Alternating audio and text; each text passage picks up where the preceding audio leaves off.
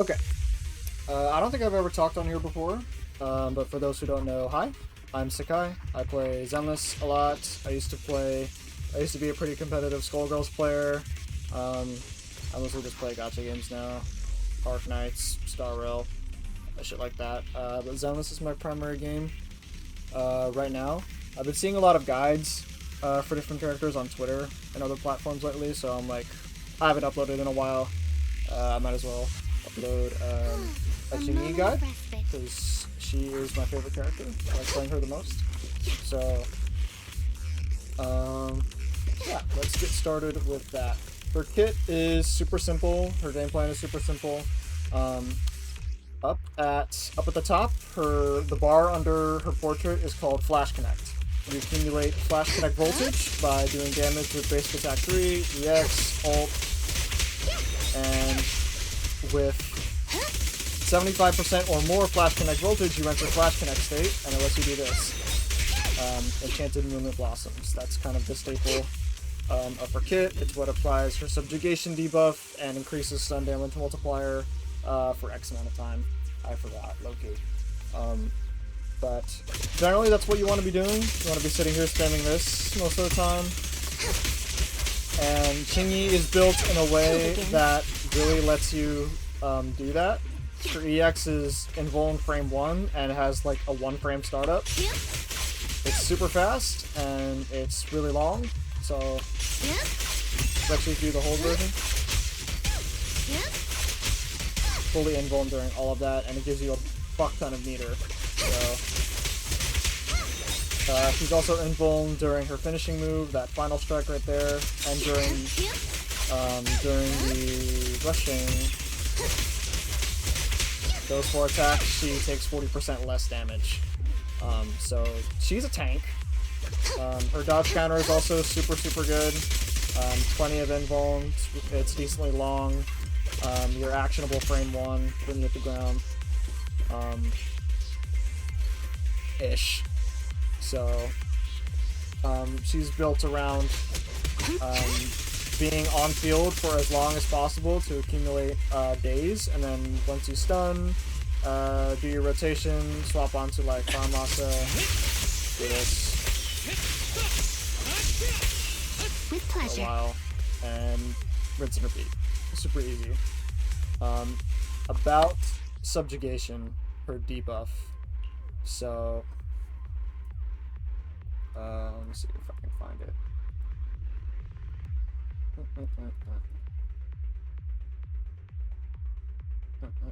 Here we go. It's part of her core passive. So basically, when she lands a finishing move with that, she applies 5 stacks of subjugation. Each stack increases stun damage multiplier by 4% at core F or core E, whichever the last one is. I can't read. If you trigger a perfect dodge, it'll directly apply an additional 10 stacks. So when she leans back to charge the finishing move, you can trigger a perfect dodge during that time, as well as being invuln. So try and time that.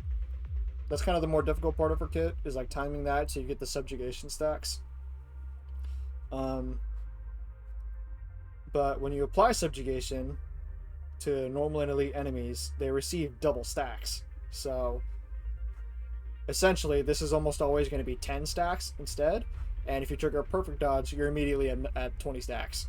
So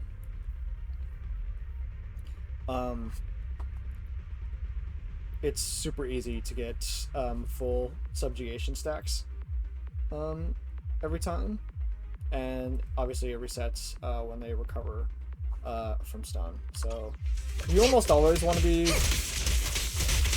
doing a fully charged enchanted, because and especially if you have M1, it actually is it'll cause defense shred by 15%, and it increases qingyi's crit rate against that enemy by 20% for 15 seconds. So especially if you have M1, you almost want to be doing this fully charged, because she also gains additional days for however much over 75% you go when you do it.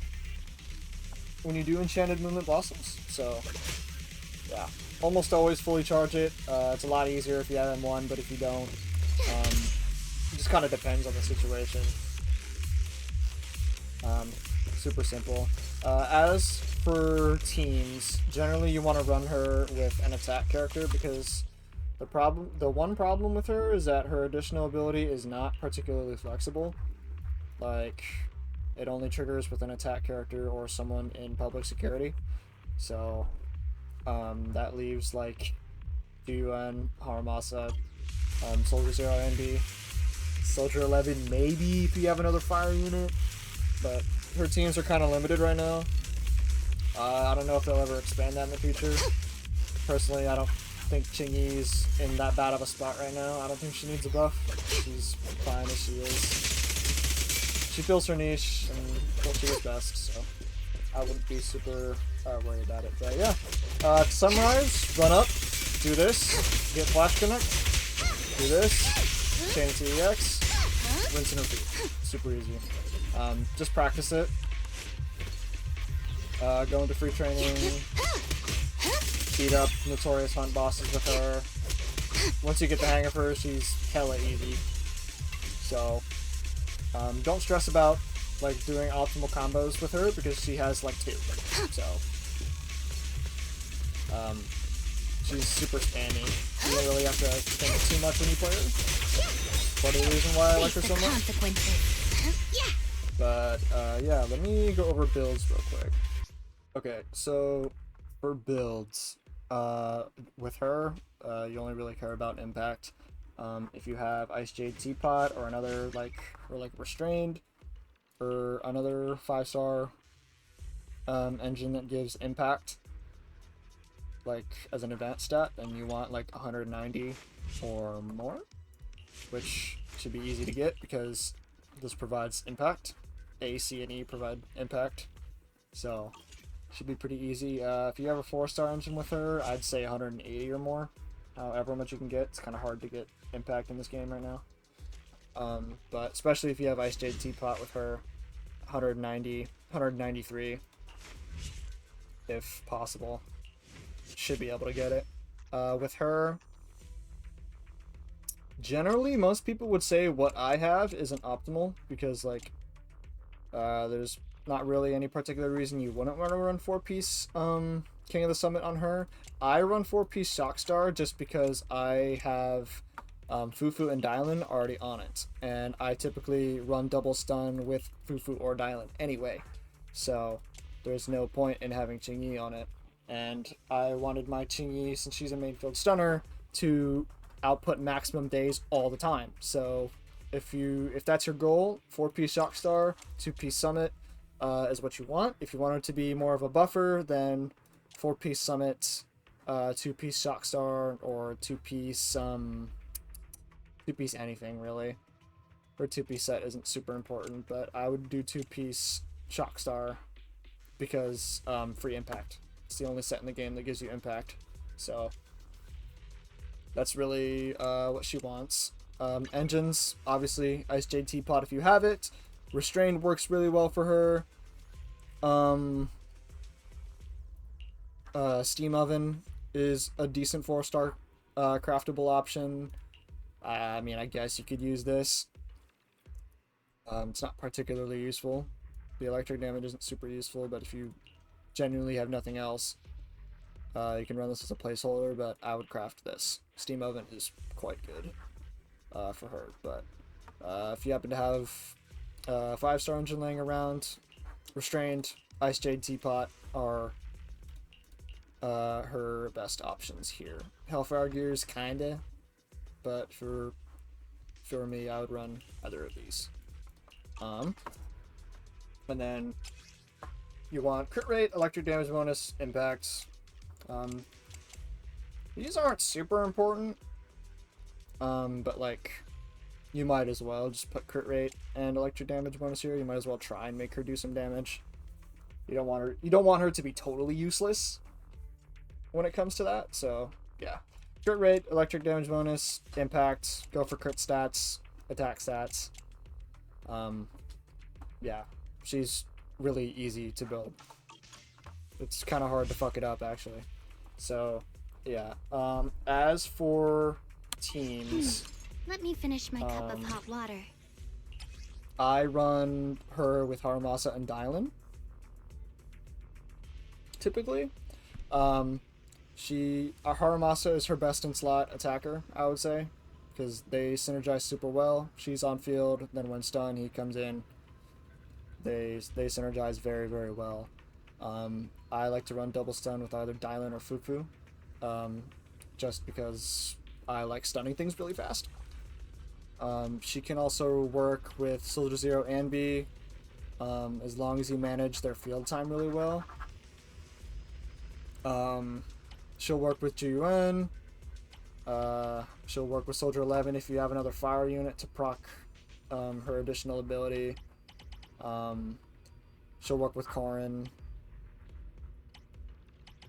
That's about it, I would say. She doesn't really work with Rupture units because she doesn't synergize with Rupture units that well. Kind of like a last-ditch option if you don't have, like, Dylan or Fufu available for Rupture units, but yeah, I would really only run her with another electric attacker, and hopefully she'll work with Sissia, but I haven't seen enough of Sissia's kit personally to know for sure. But yeah, she's super simple, and I like playing her. Yeah, I'd say that covers it. Oh, one more thing actually. Let me go back.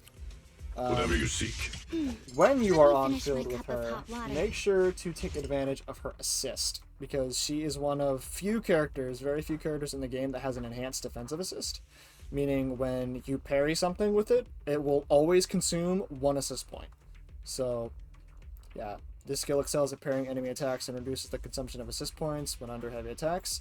So if you parry like a heavy attack with like Haramasa, for say, it'll consume 2, but if you parry it with Qingyi, it'll consume 1. So she was like, I think she was the first character in the game to have it, next to Caesar, maybe, whoever came out first. But only her, Kaleda, only her, Kaleda, I know Dylan has it as well. Yep. Dylan has it, Corrin has it, Anton has it, defense characters have it, obviously. But yeah, it's a pretty underutilized